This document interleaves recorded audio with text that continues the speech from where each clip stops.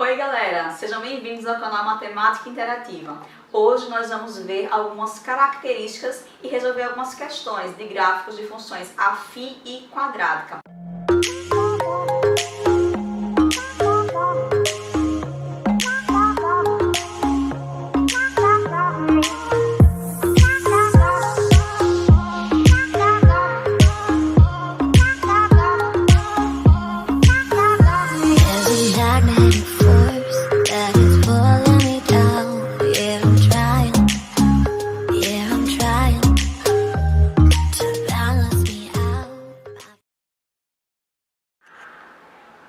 Então vamos iniciar esboçando o gráfico dessa seguinte aqui, função afim. Primeiro, nós vamos perceber que aqui é uma função afim porque ela tem a forma ax mais b, onde a, para mim, nesse caso, é o número 2 e b é o número 1. Lembrando que, se é uma função afim, o gráfico dela será uma reta, e nesse caso crescente, porque esse coeficiente aqui, o coeficiente a, é o número 2, que é um número positivo. E aí sim a gente tem que ser uma reta, ou seja, uma função crescente. E aí, para que a gente tenha essa reta, para que a gente possa esboçar essa reta que vai ser o gráfico dessa função, nós precisamos de pelo menos 2 pontos, porque 2 pontos determinam uma reta.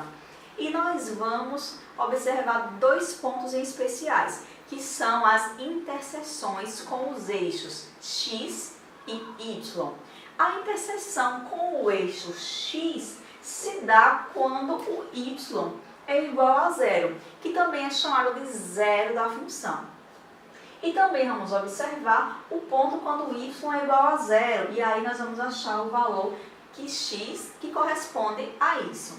Então, primeiro, o zero da função, vamos encontrar. O zero da função ocorre exatamente quando y ou f de x é igual a zero. Então, eu vou pegar essa expressão aqui, 2x mais 1, ela é igual a f de x ou y. Então, eu vou igualar isso a zero, tendo assim uma equação do primeiro grau com uma incógnita. Então, eu vou descobrir qual será o valor de x. Esse mais 1, ele passa para o outro lado com a operação inversa, que é menos 1. E daqui nós também podemos passar esse 2 que está multiplicando e ele vem aqui dividindo. Então, o valor quando y é igual a zero é menos 1 meio. Então, o zero da função, nesse caso, eu vou ter o ponto menos 1 meio, zero, que eu vou marcar como? Lembrando que sempre eu tenho x, y. Então, o menos 1 meio, ou os menos 0,5 e y0, ele vai estar exatamente aqui. Então, eu já tenho meu primeiro ponto para essa função. Um outro ponto, eu vou fazer x igual a zero, que vai ser a outra interseção, agora com o eixo y. Então, se eu faço x igual a zero, eu vou ter minha f de x ou y igual a 2 vezes 0 mais 1. 2 vezes 0 é 0, somado a 1 eu tenho 1. E o meu segundo ponto é o ponto 0, 1. Marcando ele aqui, no nosso plano cartesiano, x igual a 0, y igual a 1, quer dizer que ele está no eixo y, exatamente aqui, onde o y é 1. Então, eu tenho 2 pontos, é só eu uni-los aqui, e eu tenho o esboço dessa função afim, 2x mais 1. Então, aqui eu tenho a minha reta que representa essa função. E vamos agora ver um problema relacionado à função quadrática ou do segundo grau. E numa função do segundo grau ou quadrática, nós temos o gráfico sendo uma parábola com concavidade para cima ou para baixo. Nesse caso, nós temos um ponto especial, que é o vértice, que pode ser, dependendo da concavidade, um ponto de máximo, no caso de uma concavidade para baixo, ou um ponto de mínimo, caso a concavidade seja para cima. Então, vamos ver um exemplo onde nós vamos achar o máximo ou o mínimo da função. Vamos ver. Vamos resolver o seguinte problema. Supondo que a trajetória da bola em um chute descreva uma parábola e que a altura h em metros em que a bola se encontra t segundos após o chute seja dada pela fórmula h é igual a menos t ao quadrado mais 6t. Responda. Letra A. Em que instante a bola atinge a altura máxima? Item B. Qual a altura máxima atingida pela bola? Vamos resolver então essa situação. Nós temos a função h, que significa altura para a gente, menos t ao quadrado mais 6t, onde esse t significa para a gente o tempo, que é dado em segundos. E nós percebemos que, por ser uma função quadrática ou do segundo grau, ela tem como gráfico uma parábola. E como eu tenho aqui esse primeiro coeficiente que acompanha o termo elevado ao quadrado, ele está negativo, nesse caso ele é menos 1, nós vamos ter uma parábola com concavidade para baixo, no caso desse assim. E aí nós temos que o vértice dessa parábola é um ponto de máximo, certo? E nós queremos saber duas coisas. Na letra A, nós pedimos o instante em que a bola atinge esse ponto máximo aqui, que é a altura máxima. Então, como a gente quer o instante, a gente quer esse T aqui. E podemos observar que esse H faz o papel do f de x, ou seja, do y, que é a variável dependente. A minha variável independente está aqui no lado de cá e ela é o t.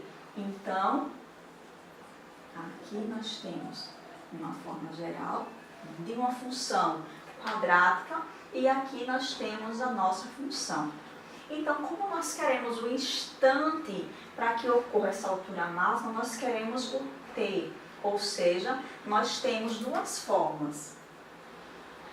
Nós temos o x do vértice, que é dado por menos b sobre 2a, e temos o y do vértice, que é dado por menos delta sobre 4a. Na letra A, nós queremos instante, que ele está se referindo a essa variável aqui independente, que é o nosso x. Então, nós vamos usar essa primeira fórmula aqui.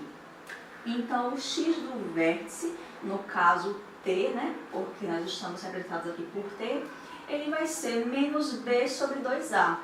Lembrando que o nosso a é o termo que acompanha, o coeficiente que acompanha esse termo aqui ao quadrado. B é o que acompanha o termo aqui, variável independente elevado ao expoente 1. Então, menos b. O nosso b é 6. Então, teremos menos 6. Vezes não, dividido por 2a. Nosso a aqui é o menos 1. Então, 2 vezes menos 1, menos 2. E assim, dividindo menos com menos, nós vamos ter mais 6 dividido por 2, 3. No item B, é pedido a altura máxima. Nesse caso, a altura, que está associada aqui ao f de x ou nosso y. Então, aí sim, nós vamos achar esse y do vértice, ou seja, o y ou a altura máxima. Então, o nosso y, nesse caso, será menos delta. Nós vamos fazer aqui o cálculo do nosso delta, que é igual a b ao quadrado menos 4ac. O nosso delta será, nesse caso aqui, nós já sabemos que o a é menos 1. O b é igual a 6. E o c é a constante que não aparece aqui, ou seja, esse c para a gente é 0. Então, o nosso delta nesse caso será 6 ao quadrado, porque o nosso b é 6, menos 4 vezes menos 1 vezes c, que nesse caso é 0. Então, nosso delta será 6 ao quadrado, 6 vezes 6 é 36, menos 4 vezes menos 1 vezes 0 é igual a 0. Então, nosso delta é igual a 36.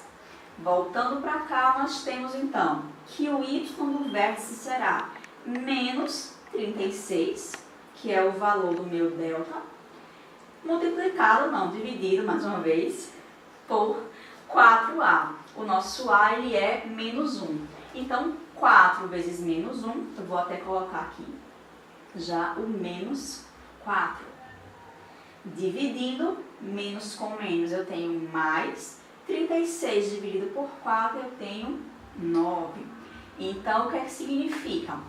3 segundos após o lançamento, após o chute, essa bola atingiu a altura máxima, que é de 9 metros.